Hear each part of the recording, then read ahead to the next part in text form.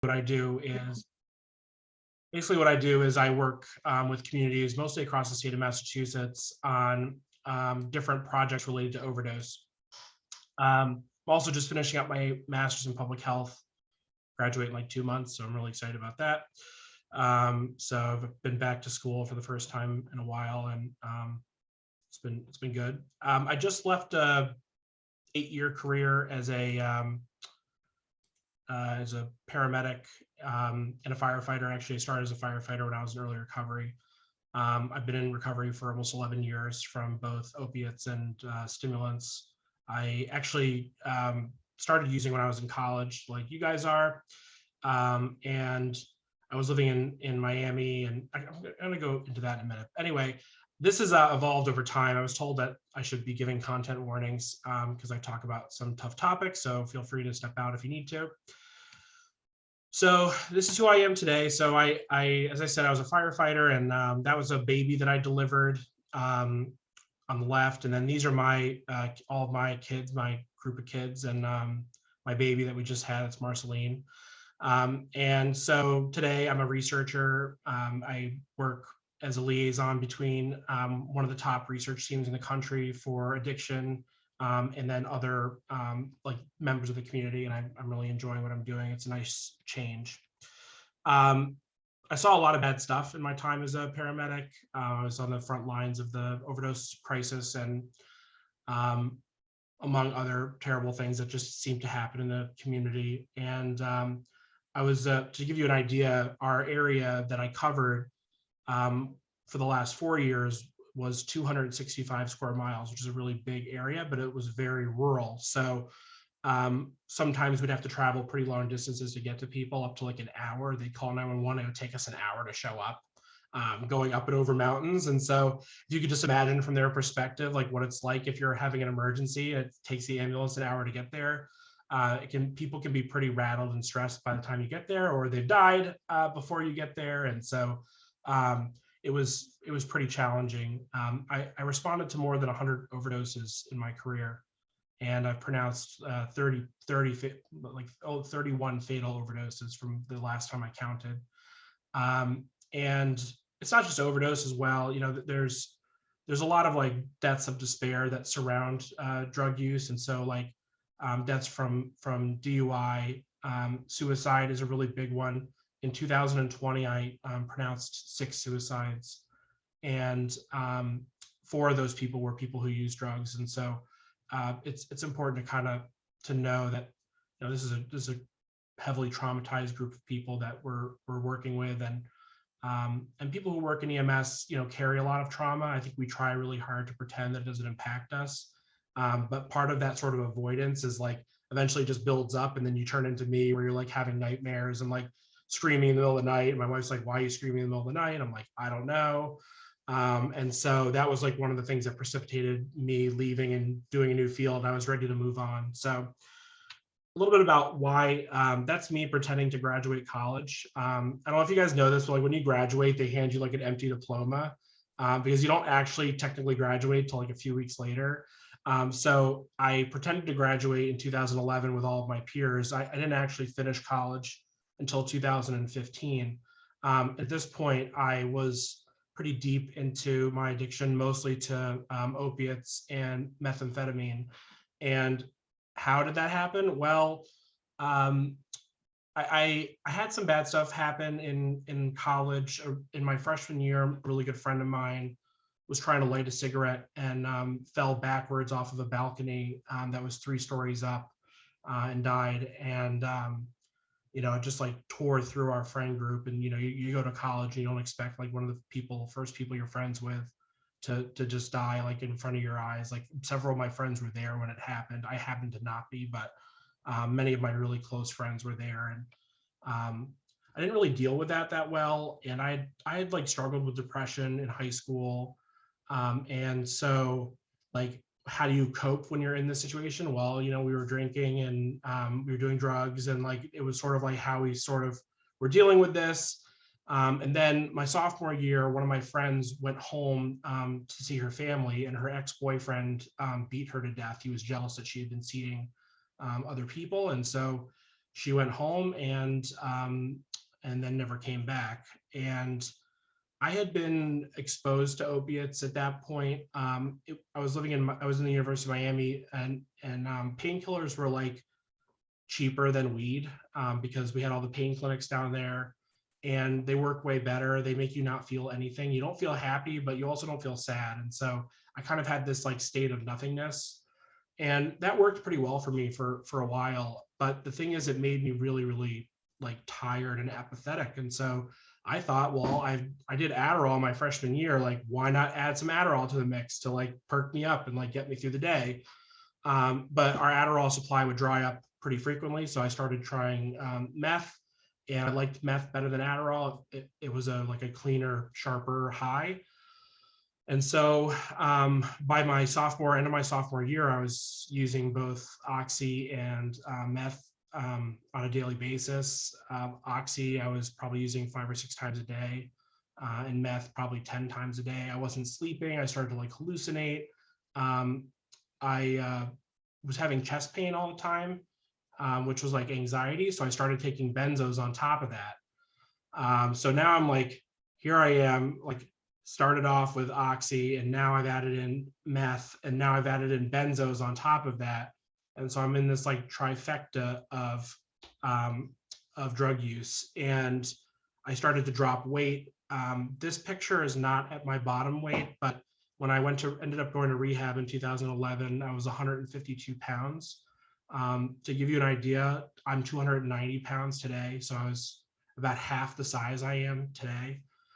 My whole face got like sunken in. I looked really, really terrible. And that was mostly from the meth, I would say. That kind of like pushed me down.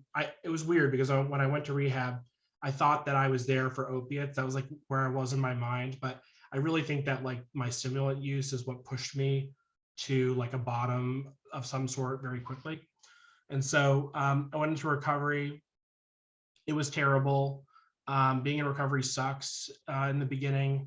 It's not all like, flowers and roses and happiness. I was like super depressed for a couple of years. It took me quite a while to get through that. And I became a volunteer firefighter just because I was like bored. And it turned into a career, and I never realized that was going to happen. And so my next 8 years, like becoming a first responder, like really saved my life. And so it's really important to me. So the reason I'm going into this in detail is that for most of the time I was a first responder, I was in like the closet about my recovery. People didn't know that I was in recovery. And so like I heard and saw things that were pretty disturbing to me from my peers, from police, from the hospital, towards people who use drugs. And so I knew that someday it would be like a mission of mine to try to change some of that stigma. And so that's how I ended up here the way I am now. And so I like to start with what's called her story, and this is just an example. So because we live in a small community, so I have to keep this story pretty anonymous. But basically, what happened was we were dispatched to 133 Main Street for an overdose, and when we got to the area, there was no such thing as 133 Main Street. It didn't exist. There was 131, there was 135, there was 137. It didn't exist. And so what we normally do is we call back whoever called, but the phone was off, so we couldn't get in touch. There was nobody like waving us in. We go to bad addresses all the time, but people will like wave us in, like, oh, come here, the ambulance is here. But nobody called us. And so we spread out and searched the whole block. We called in all of the police in the area, as well as the fire department, so we could knock on all the doors. And I knocked on 313, and I looked through the window. I didn't see anybody. The window in the front door was a hallway, and there was a staircase that I could only see the first landing of, not the second landing as it went up. And we ended up not finding the person that overdosed. So we thought, well, maybe this is like a prank call. The place doesn't exist. We can't find anybody. And so after about a half an hour, we stopped our search. And about 3 or 4 hours later, we got called back to 313, and I was the one who responded to that. And it turned out that just out of view from where I had been, an 18-year-old girl that I had actually reversed an overdose on in a previous time had died, and I ended up having to pronounce her. She had been dead for hours, probably since the time that they had originally called for her. Her friend was afraid because she had a warrant. So she fled the scene after calling us because she thought she was going to get arrested. And so like, I always think about how I could have saved her life if I had known that I was only 10 feet away from her. I would have broken the door down and gotten her, but I didn't know that she was there. She was out of view.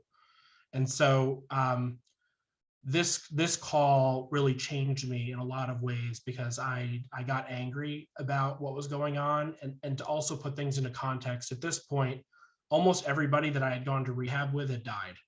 And so I was already feeling this sort of sense of survivor's guilt, like I had somehow survived and nobody else that I cared about had. And that personal experience mixed with what was happening professionally really like pushed me over the edge. And I started to sort of plan how I was going to come out about my recovery in a meaningful way. And so what ended up happening was my wife and I finally we had to postpone our wedding a few times. We had a baby and other stuff. But anyway, we finally got married in 2019. And 2 weeks later, I spoke in uniform with the blessing of my organization, my agency, and talked about my recovery. And someone filmed that speech and it went viral. And so that speech kind of like propelled me into the national spotlight to talk about recovery. And what I quickly realized was that like I was not a recovery advocate. Like I'm not in AA. I'm not in any sort of organized recovery. I kind of was a do it on your own kind of guy. AA didn't work for me. I only tried it for like 6 months and it made me worse. So I didn't really have anything to bring to the recovery community. And I quickly realized that like I was also a product of privilege, where I had never been incarcerated. I'm a white male from a educated, wealthy background. And so my recovery story doesn't relate very well to the struggle of the average person. And so I quickly realized like I don't want to be like a beacon of recovery for people.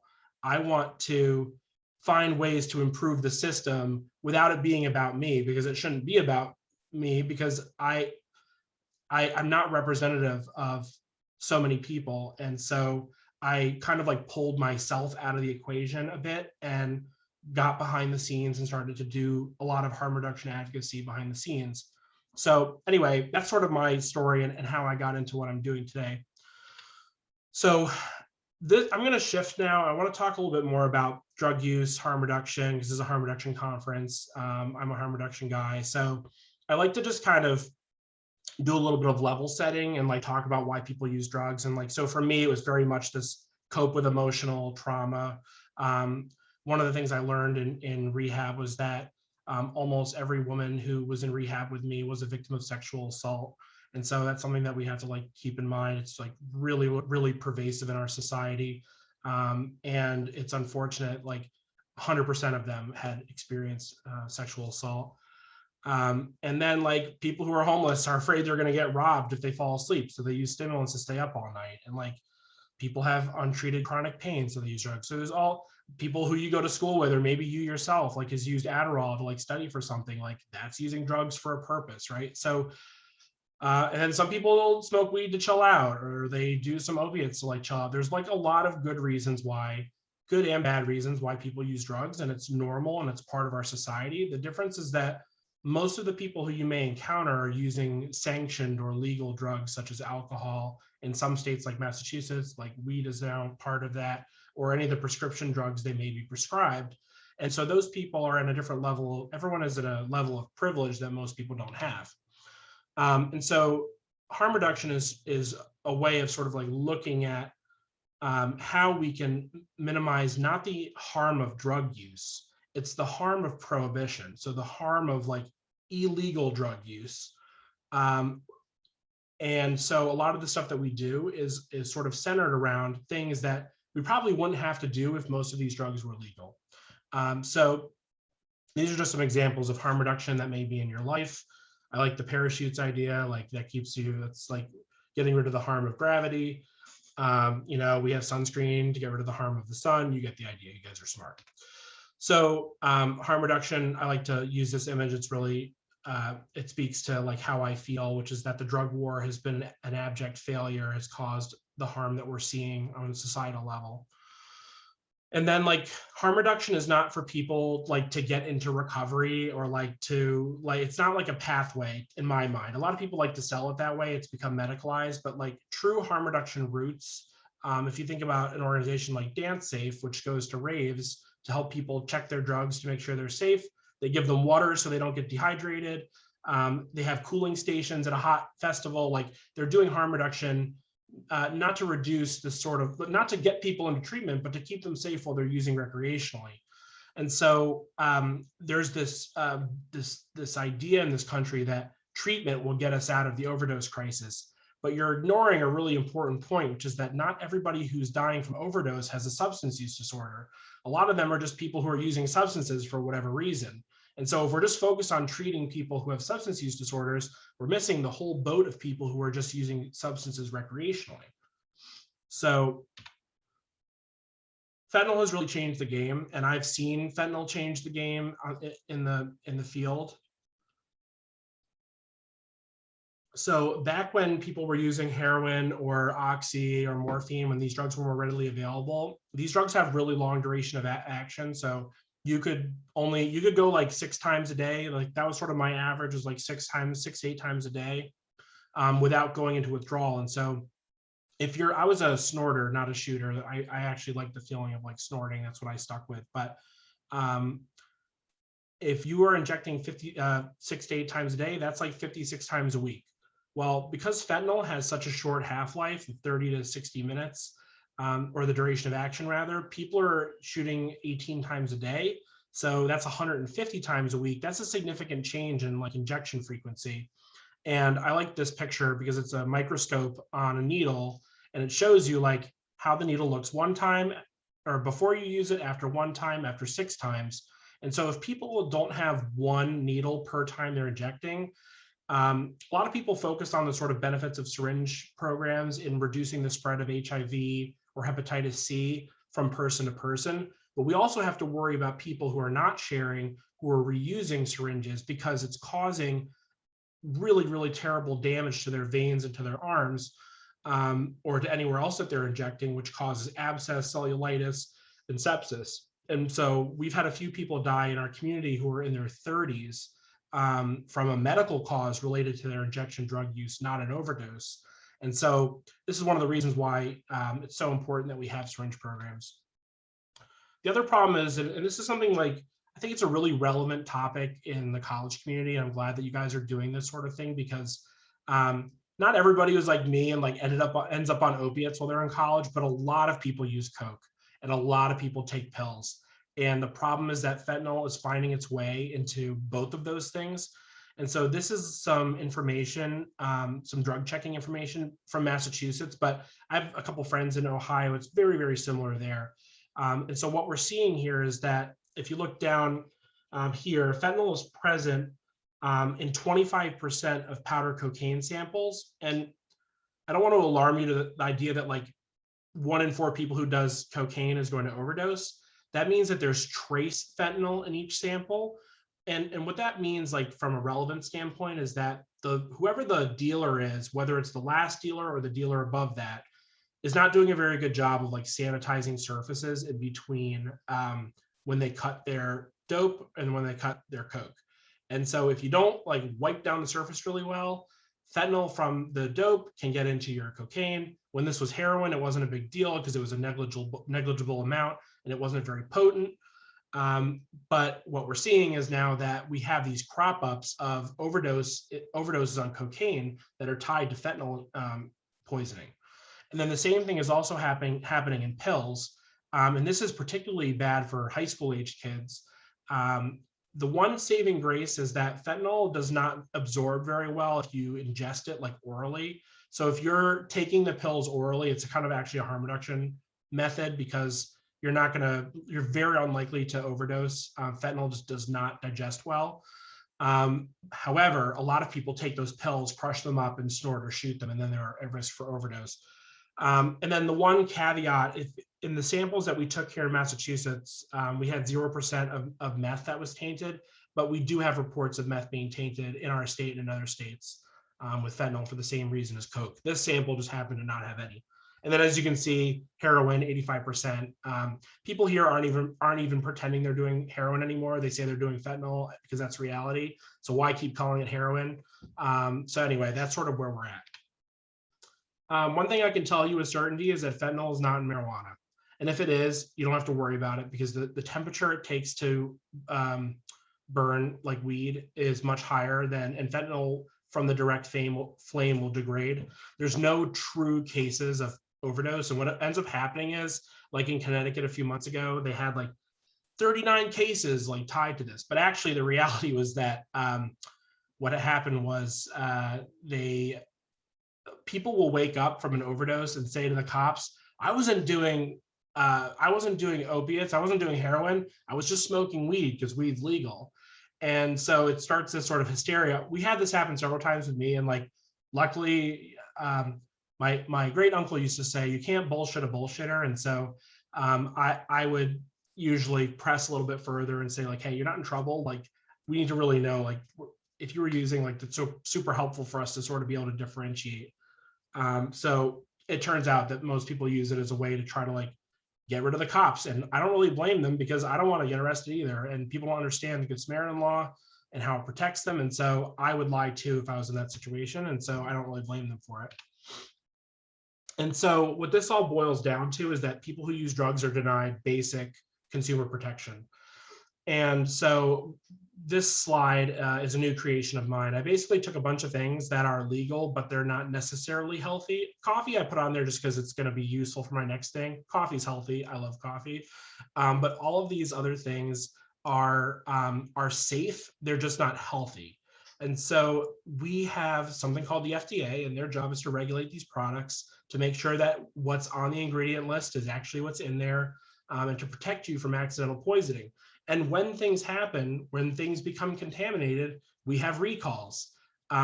This week, Walmart was, what were they recalling? They were recalling something that we consume. I don't know what it was. But anyway, like they get recalled. Not a lot of people get injured or die.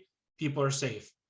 People who use drugs don't have this level of protection. They're the only people that are regularly putting consumer goods into themselves without knowing what's in them. Even things like makeup, all this other stuff that we take for granted. Like there's a reason why your makeup doesn't burn your face off. It's because it's had to go through testing and it's gone through like an FDA approval process. So this is a story that happened like a month ago. This was like a young, healthy, athletic guy, and he liked to make his own protein shakes. And so he bought caffeine powder and he added the powder to his shake thing, but his scale wasn't like set to be able to measure the amount of caffeine in an appropriate way. So like it wasn't sensitive enough of a scale. So he ended up putting like the equivalent of 200 cups of coffee into his shake. His wife reported that he clutched his chest, started having chest pain, started vomiting. And by the time the ambulance got there, he was in cardiac arrest and he ended up dying. And so like, we think about like, I drink coffee all day. I'm drinking tea right now. Like these are all products that contain caffeine, but they're in measured doses. And so we benefit from this concept of like, we're taking a drug that, as we can see, has the ability, if it's not measured, to be fatal. Like caffeine is potentially a fatal drug. Yet we're all safe because we're drinking it from sources that are measured. And so I think it's an important way to sort of illustrate this concept that like things that we take for granted are potentially dangerous if they're not being regulated. And so are drugs dangerous because they're illegal, or are drugs illegal? Wait, are drugs illegal because they're dangerous, or are they dangerous because they're illegal? That's the question. So I'm going to get more into EMS stuff now. Sorry, I thought I was getting there like 5 slides ago, but I added a bunch like right before I started. So if you see black lettering on the top left, just ignore that. These are from a training that I'm putting together for EMS providers. And so I had to tie the slides to learning objectives. So just ignore that. So people don't really like to call us anymore, and I don't blame them. We look like the police. We bring the police. This is a Facebook post where they all look like cops and everybody was grilling them on Facebook and like trolling them. Our ranks are generally white. They're not reflective of the communities that they serve, just like police in many cases. And so people don't feel comfortable with us. If you have one bad experience with EMS, you're going to be afraid to call us again. And so all you need is one burnt out provider to treat somebody like crap, and they're never going to call again. And then the other thing is that if you've had a bad experience with the hospital, we're an extension of the hospital. And just like we're an extension of the hospital, people also view us as an extension of the police. And it's important to keep that in mind, that we're associated with multiple different layers of trauma that people who use drugs experience. And so we also have a history over time of forcing people to go to the hospital after an overdose, which is not honoring their right to refuse care, which most of us would have. If an ambulance showed up and you didn't want to go to the hospital, you could say, like, I don't want to go to the hospital. And they would be like, great, sign here. But people who experience overdoses don't have that right. They have that right, but it's not honored in many states. So overdose response is really interesting. When we think about when people who use drugs, they are the main first responders now, because our communities are armed with Narcan. So they're reversing overdoses of their friends all the time. And so they're finding their friends in serious respiratory depression. They're reversing them. People do really well after a respiratory depression overdose, and they're fine and they can go back to using. In respiratory arrest, which is usually where EMS shows up, people have fully stopped breathing. There's like this sort of timeline that happens when someone stops breathing, that there's a lot of factors that go into it, such as like your general health, how you're positioned. There's all these things, and it sort of starts this countdown towards cardiac arrest. And in my experience, if we can show up still in the respiratory arrest phase, people usually have like 100% positive outcome, neurological outcome. However, if we get there even moments after the person has gone into cardiac arrest, their likelihood of a recovery is slim to none. I usually can, in a young person, would be able to get their heart started again, because you're young, and after enough epinephrine, I can give a pulse to a rock. But what happens is the rock still has no brain, even though it has a pulse. And so what often happens is those folks die hours, days, weeks later, when their families have to pull the plug because there's no brain activity, and the person's basically had too bad of an anoxic brain injury. And so, we need to think about ways to continue to intervene earlier on in this sort of trifecta thing here, because once we get to the cardiac arrest phase, people are pretty lost. So some of this is really EMS geared. I don't know if do you know if any of the people, Dennis, any of the people here work as EMTs that are here? I'm not sure about that. Does anyone here who's listening work as an EMT? No. Hey, I see Jesse B. What's up? Hi. So Jesse B's a legend. So I'm going to kind of breeze through this part because there's no one who actually works in EMS. So, but the idea is that, and some of this is actually relevant if you ever find yourself in a position where you're responding to an overdose or you have friends that are using. What's more important is to help them breathe. Narcan restores that drive, that sort of autonomic drive to breathe. However, if the person's not breathing, Narcan is only going to do so much because it's going to take a little bit of time to work. So you need to help support their breathing. Not everybody carries around one of these fancy masks. It's called a bag valve mask, but you can get a face mask really cheap on Amazon. They're like $8. And it helps to protect both you and the person that you're breathing for, but really important to breathe for people who are in an overdose. And then one of the important things is that when people come out of an overdose, I like to equate it like if you were to get woken up from a really deep sleep and you had a bunch of people in uniforms in your house standing over you, screaming at you, like, what did you do? Like, tell us what drugs you did. And like, they're like lecturing you and shaming you and arguing with you. Your reaction probably wouldn't be very good, and neither would mine. And so it's really important sort of in this post-overdose phase to talk calmly and minimize the number of people in the room. Like what happens in overdoses is that everybody shows up. The police show up, the fire department shows up, there's bystanders, there's 3 ambulances there. And that is very overwhelming and shaming for the person that has just woken up in this situation, because that's not what happens in most EMS calls. And so what I try to do is I would move everybody out of the room except for me and my partner for when the person kind of comes to. That way they come into like what's more of a therapeutic environment. And that way we can have a bit more one of a private conversation about what happened, sort of like where they're at and whether they want to go to the hospital without feeling like the cops are pressuring them to go. And then we can like get to a point where we're making decisions as a group to or as a team about like how their care should go.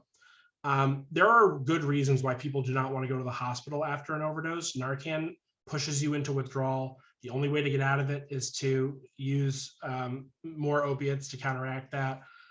It is a horrible feeling, speaking from personal experience, to be in withdrawal and you feel like you're dying, you feel like you want to die, you're nauseous, you're like sweating, you really feel terrible. And so going to the hospital where they're not going to actually address that root problem is really not helpful. So there are some things we can do in the ambulance that that are helpful. So like if the person is nauseous and vomiting, you can give them Zofran. Zofran is an antiemetic, so it helps like reduce nausea and vomiting, makes people feel better. I can't go too much into the sort of concept of like giving opiates in the ambulance because it's not really a sanctioned thing. But if the person is in pain for whatever reason, say they fell when they had the overdose and they're in pain, you could give them opiates to address that pain, and that would also probably make them feel a lot better. But that's kind of an off-book approach to overdose reversal, not really one that's supported yet in the EMS world. And then, you know, we experience people who are in pain on a regular basis for a whole lot of different reasons. Whether it's from injection abscess, which is extremely painful, kidney stones, GI complaints, they broke their ankle. Like people who use drugs still experience pain like everybody else. And so pain management is compassionate care. Somebody said in a thing I was at recently, you're not going to give them another opiate use disorder by giving them pain meds. So not doing that is not actually helpful. It's also important to just sort of consider too that people who do have OUD often are on medications for that. So things like methadone and Suboxone, which are like competitive agonists that it's very difficult to, in the ambulance, to give enough fentanyl or morphine to actually get through that and for them to have relief. And then people who take Vivitrol, which is also known as naltrexone, which is a monthly injection, or you can take it orally daily, they're not going to benefit at all from being given opiates. So I usually push people towards the alternatives. And so in most states now, we're carrying ketamine. And one of the things that is probably not relevant for most of you, but it's an excuse I hear a lot from EMS providers, is that it's very hard to get an IV on somebody who is using intravenously regularly. It damages their veins, blah, blah, blah. There's a lot of excuses. And so all of these things that I'm suggesting are things that can be given without an IV. And so it's kind of not a very good excuse when you have the sort of alternative, which is either give it intramuscularly. There's some drugs you can give orally.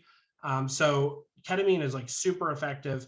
It's not an opiate. And so there's no sort of tolerance issue. And so people can benefit from like that level of pain management. So again, I was like kind of hoping there'd be a couple of EMTs, but basically what I'm going to show you is there's two different examples of the same patient and how the patient gets handed to the hospital. And I know Dennis was telling me a lot of people who are involved in your organization are pre-med. And so one day you may find yourself in the hospital. And so this may also still be relevant for you. If you're on the receiving end of this and you have an EMT that's telling you, yeah, this person is an addict, they were shooting up, her wounds are hurting her, like there's nothing for me to do, so like here she is. Like the way the hospital is going to receive that patient is that, oh, this is like a not important person and a not important call, let's put her in the waiting room. And like especially right now with COVID, waiting rooms are horrible.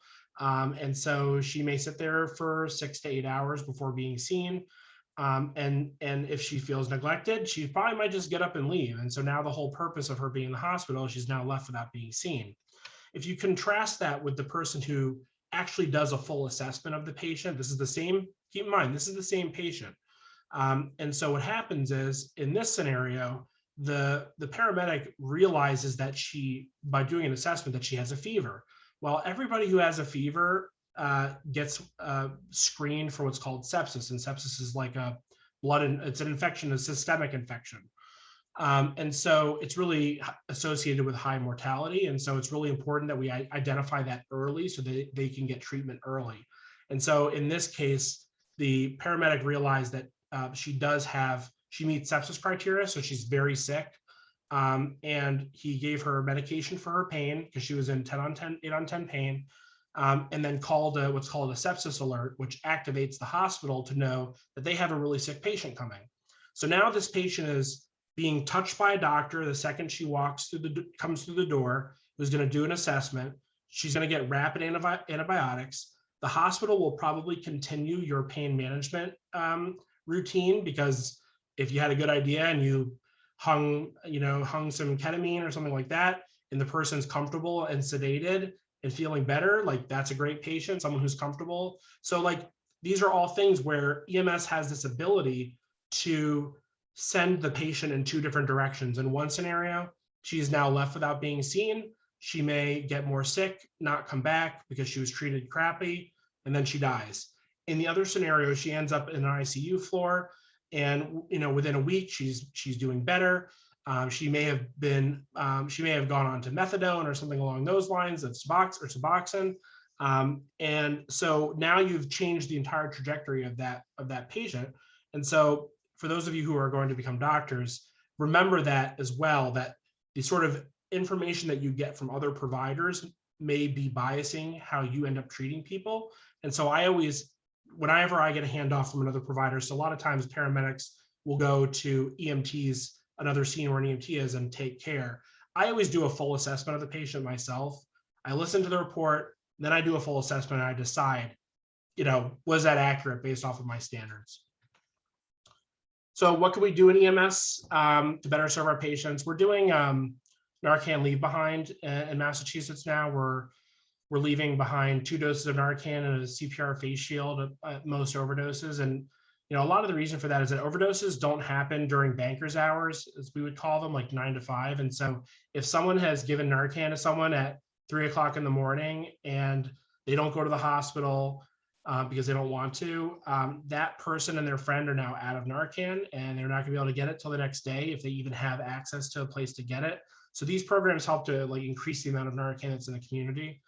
And then on the weekends, especially, there's no syringe programs aren't open in Massachusetts on the weekends in most places. And so there's nowhere to get Narcan. We're trying to push to allow syringes to be left behind as well. I got the blessing of that from the Department of Public Health, but OEMS, which is the overseeing body for EMS, is very conservative. So they haven't bought into my idea yet. But and then in some places in California and in Pittsburgh, they're doing Suboxone induction at overdoses. The jury's still out as to whether it's effective or not, but they are trying out as a way to bridge that. And so, what can people in EMS do to make a difference? Well, you can engage people in overdose prevention, teaching them about what are the risk factors for overdose. This is stuff that you guys can do as well with people to understand what to look for. In the sort of COVID era, a lot of adult kids or college age kids were going back home with family. They may be using, if the family doesn't know, and they're using behind a locked door, that's also super dangerous. There are a few apps that are super helpful. Our go-to, Jesse B and I like Brave app, which is a Canadian app, but they serve 50% of their callers are from the US. And what they do is they will stay with you in a video call while you're using. And if you overdose, they'll activate 911 for you. Pretty cool service. And then the last thing, and then this is a call to action for all of us. And especially for EMS, because we're the sort of the public safety medical field, is that you can't overdose from being in the same room as fentanyl, from touching powder fentanyl, from any of these things where we're seeing cops have fake overdoses from fentanyl. It's just not possible. It's been disproven many, many times. There's the American Society or American Toxicology Association has said over and over that it's not possible. And we basically need to challenge our local media when they report stories like this, that this stuff is dangerous and it makes people afraid to respond in overdoses to help people who are in need. And that cops need to stop having panic attacks and blaming it on opiates and on fentanyl. If someone is displaying symptoms of a panic attack, like they're hyperventilating, they're nervous, they're sweating, this is like the opposite symptoms of an opiate overdose. Like an opiate overdose is people stop breathing, they're unresponsive, they're pale, they're cool, they have pinpoint pupils. They can't give themselves Narcan, which is also a really important thing. Like if you're overdosing, you can't give yourself Narcan, and we are regularly seeing videos, body cam footage of cops giving themselves Narcan. So just an important kind of thing to remember. This is just a graphic I like. Can't touch it. And that's all I got. I'm gonna end this. Yeah. That was a whirlwind. Sorry. That was just where I wanted. That was like 40 minutes. So I'm happy to take questions, and yeah, thanks.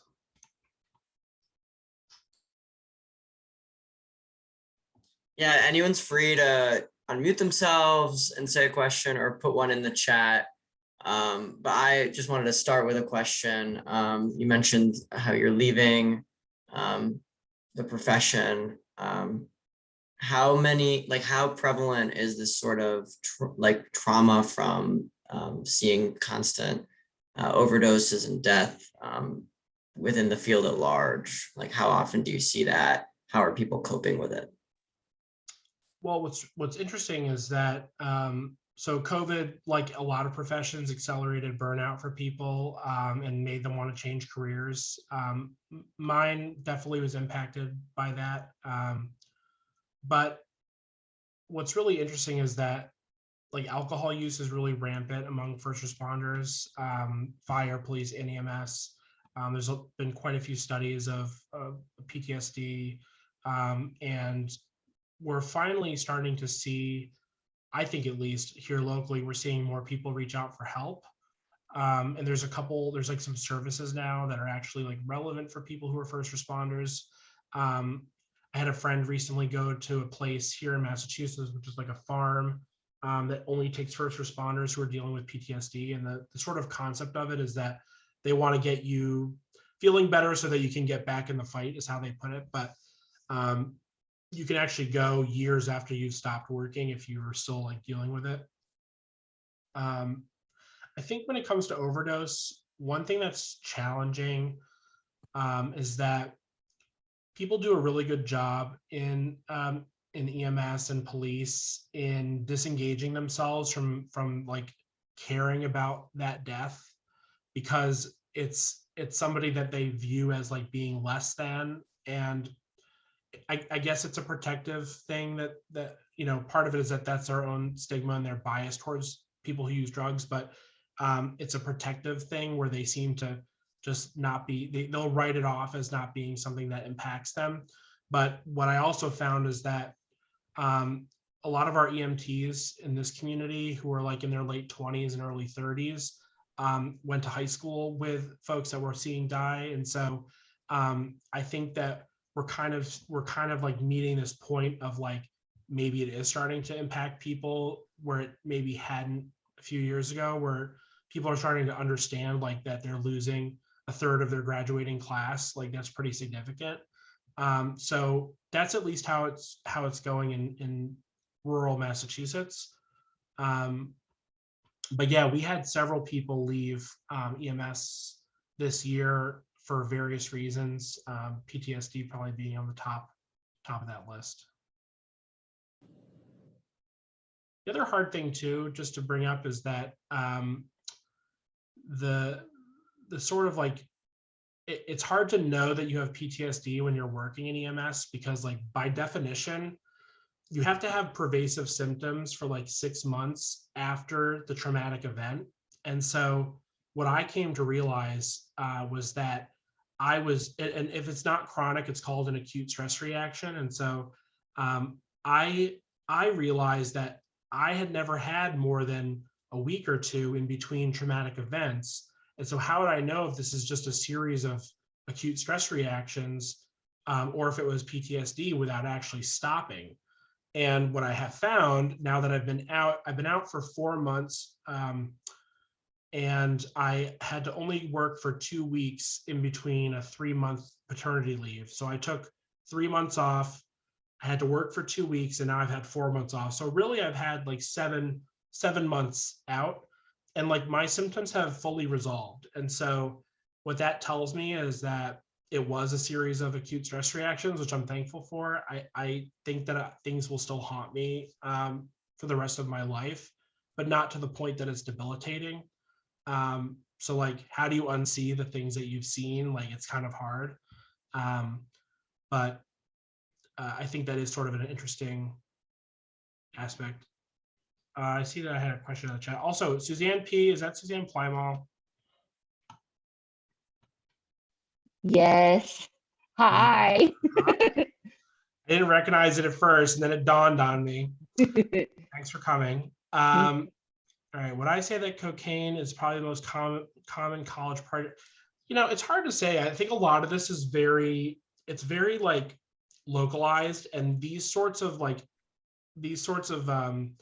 overdose clusters, I guess you could call them, happen sporadically and without warning. And so we don't usually figure out what happens until there's been a couple in the same day or in the same week. And like one of the times where we had this cluster with cocaine in our community, I happened to be working that day. And so first thing in the morning, I went to an overdose. The guy had recently left incarceration, overdose. I woke him up and I'm like, hey, welcome back. And he's like, what are you doing here? I'm like, well, you overdosed. And he's like, no, I didn't. I'm like, well, I mean, you weren't breathing. I gave you Narcan, you woke up. So whatever happened, he's like, I was using cocaine. And I'm like, oh, that's interesting. And so that was like the first one. And I kind of like, when it happens once, you're like, yeah, maybe that's the case. Maybe he was just saying that, well, then a few hours later, we go to another one and girl wakes up and I'm like, welcome back. And she was like, what happened? I was using cocaine. And I'm like, oh my God, like this is like now twice in one day I've heard this story. And so it takes some time for us to identify. And then usually we'll try to like get it out to the community that like this is going on. I think it depends on your college, really, like what your college sort of culture is. Like there's places in the Midwest, I'm sure, which are more meth heavy. And there's, in our area, in our school, we were doing a lot of, our school is really big on hallucinogens just because I guess of where we were. And so, MDMA is at risk of fentanyl contamination. And so, ecstasy in general. And so maybe that's going to be your potential source. I would just say that like Dennis and Co. like have fentanyl test strips. And so if you're using something, if you're using something that's not fentanyl, assuming that that you're using fentanyl, I would say that you should probably do some drug checking and just get in the habit of it. Or the other option is to not try things for the first time alone before you go to a party. I know like we would do bumps of stuff before we would leave to go to a party. And a lot of people would do that alone in their dorm room or alone in their apartment before showing up with their friends. And like, that's a practice that I think needs to end in this current sort of supply. Like do drugs with your friends, even if your friends are going to judge you for doing them. I mean, like, it's not a time to be trying drugs out for a drug out for the first time that you have not tried before from a supply you haven't tested. So that would be the sort of harm reduction advice on that, is that, right now, statistically speaking, between cocaine, like here in Massachusetts, at least between cocaine and powder cocaine and pressed pills, those are your two best bets for fentanyl contamination that is unexpected. I'm curious if you, when you were have been exposed to any like harm reduction philosophy or messaging, and if so, like was it like different or same as what it is now? It's so interesting. I've been reflecting on this a bit because I had like DARE abstinence education as a kid, but also like I'm of the generation, because I'm like 10 years older than you guys. Like I'm of the generation where we finally started having safe sex like conversations in school. And so like they taught us how to use condoms and like how to protect ourselves and like those, and taught us about STDs. Like they gave us like a sex harm reduction training. And when I think about my drug use college time where I was doing drugs and having sex, like I was having safe sex, but I wasn't doing safe things with drugs. And so like the education on the safer sex part worked really well for me. Like I had a very safe sex life, so to speak, even while using. Whereas with drugs, I'd only been taught don't do them. And so I had no tools, and pretty much everything I did with drugs, I did wrong in terms of like what we would tell people now: not using alone, not mixing, not using from, using alone from a news source, all these things that we like tell people not to do. I did all of those things wrong, but I had the benefit of a much more stable drug supply. And so I'm lucky to still be alive. I don't think in the current environment I would have survived based off how I'd act without knowing about harm reduction. And so we didn't have a Miami Hurricanes for harm reduction organization on our campus. And so I think you guys you're coming into this in a way different place. The fact that you guys have this it's the reason I was interested in coming to talk to you is that, as far as I know, you're one of, if not the only, college club harm reduction group that I've ever heard of so far, which is pretty amazing. And we want to spread that concept to other places. I think it's really, really important, especially given what we know now about sort of contamination of more recreationally used substances. So, yeah, to answer your question, no, I had zero drug-related harm reduction training. Hi, can you hear me? Yeah, First of all, I want to say congratulations on your recovery. thank you. People need to know that people do recover. I mean, the percentages may be low, but people do recover. And because so many of them have lost hope, of ever coming out of that, because like you said, being so afraid of the withdrawals. And so that they just keep using. Unfortunately, I lost my 32-year-old son to fentanyl. But what I wanted to say was another sign of overdose is snoring, because where my son was, he was on the floor snoring and they thought he was just sleeping. So they put a pillow under his head and then they left the house. And when they came back, he was gone. So also, I wanted to let you know, in Ohio, they have what they call Project Dawn, which is the Narcan kits that they give out, and a lot of EMS agencies do that. And then also Columbus Fire Department, they have what they call a REACT team, that after people have overdosed, then they go out and they talk to them and, try to help them, with the harm reduction, and then also just trying to get them into treatment. So also one last thing, you were talking about the mental health of EMS providers and just a lot of other different resources. If you go to the Ohio Division of EMS, first off, they track the number of overdoses per county.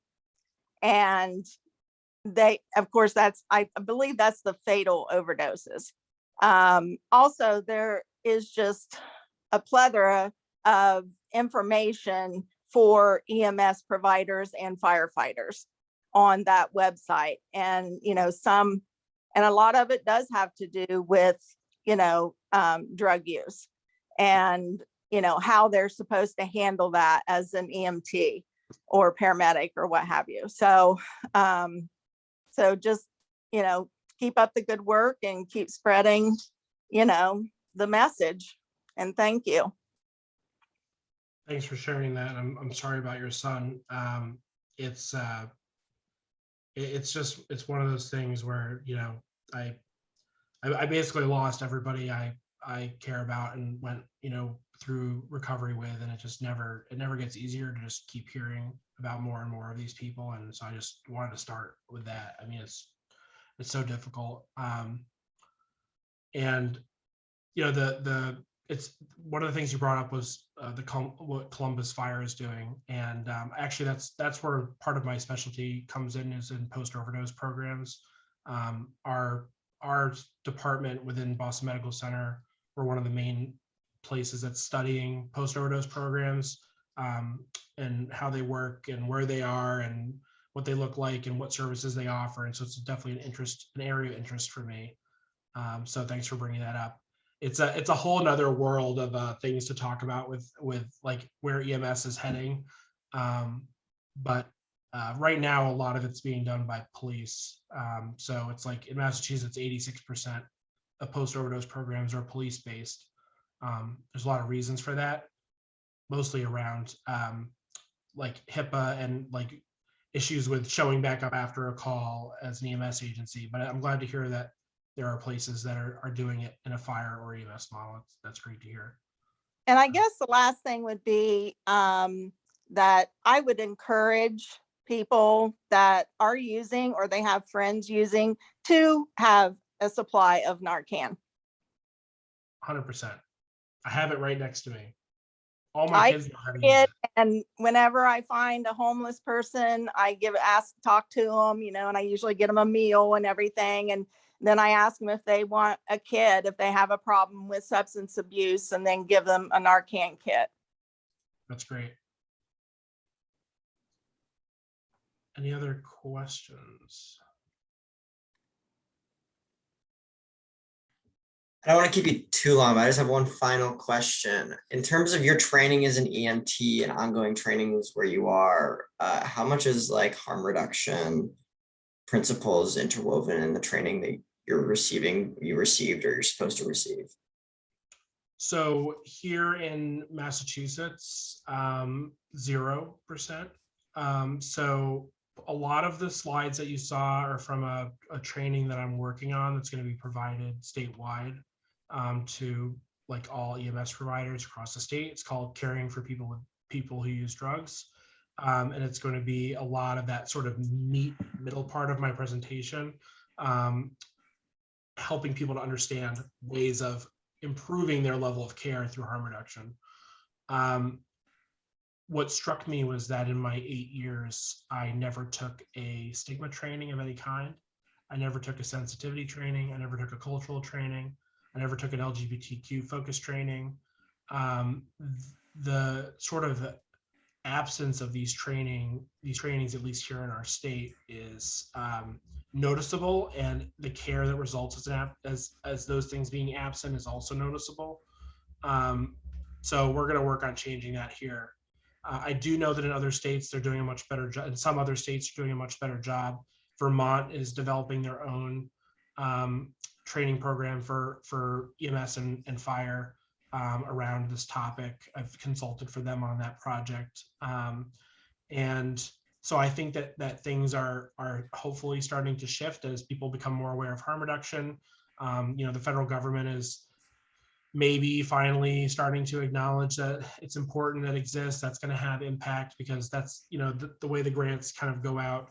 I feel like police, through what's called COSAP, which is the Bureau of Justice Services, it's a big overdose grant, basically. The police are actually getting exposed to this a lot more than EMS, because police are trying to find ways to redefine their role in communities, amidst a changing sort of culture on what role law enforcement should play for people who use drugs. So I think that's good. I'm much more radical in my own sort of like personal views around policing. However, I am also a pragmatist and believe that we need to find ways to change systems in small ways while hoping for big systems change, because we can reduce harm in the moment if we work now on these things, even with partners that we don't really want to work with. So I think that's important. I'm not an ideologue anymore. I have come to this position of like, I need to fix things as much as I can while I'm here and while I'm able to. So Yeah, no, to answer your question, I think there's a lot of lacking in this. And it also impacts the hospital as well, and nursing and doctors. And I mean, it's across the system. There's some great papers on how people who use drugs are treated as they move through the healthcare system. When they're admitted to the hospital, it's pretty atrocious. So there is so much room for work here and for improvement. So take that with you as your, as your mission to improve that level of care as you become providers. And a lot of it is just a matter of challenging your peers when they say things that are inappropriate.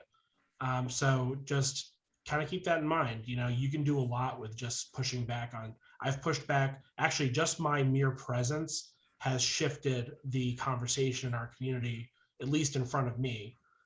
Mostly because I think they're afraid of me now. But the stuff that I heard when I first started EMS, I didn't hear as I was leaving.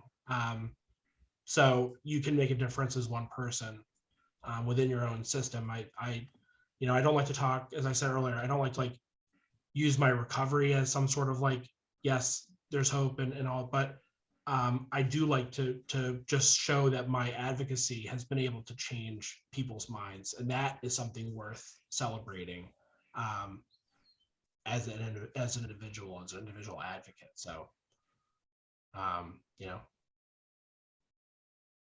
go out there and change people. Awesome. Thank you so much, Stephen. I really appreciate it. I'm sure everyone here really appreciates it. Thank you to everyone for coming. For those of you who go through campus Tuesday through Friday, I will be tabling on the Oval with Narcan and fentanyl test strips and other such things. We'll have an in-person event tomorrow in Campbell Hall. We'll be posting information on that on socials, and that's a conversation with another student org about the intersections between harm reduction and mental health. So yeah, thank you to everyone. I hope everyone has a great evening. This has been recorded, so we'll be putting that out there for anyone who wants to watch it again, or anyone who wasn't able to make it today. So awesome. Thank you, everyone. Take care. Now Thanks, I y'all. gotta go to class. Bye. Bye.